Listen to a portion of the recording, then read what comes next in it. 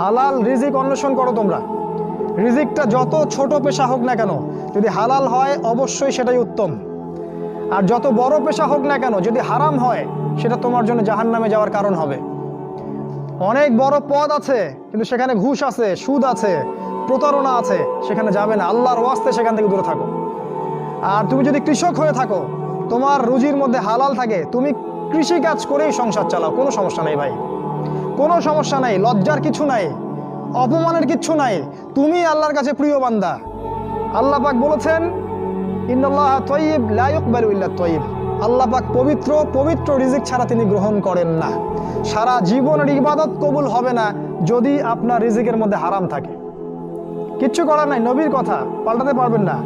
সারা জীবন সুদ ঘুষ খেয়ে বছর বছর হজ উমরা করবেন আর হাদিস সাহেব লকব লাগাবেন, ওইসব করে লাভ নাই আল্লাহর কাছে, কোনো লাভ নাই।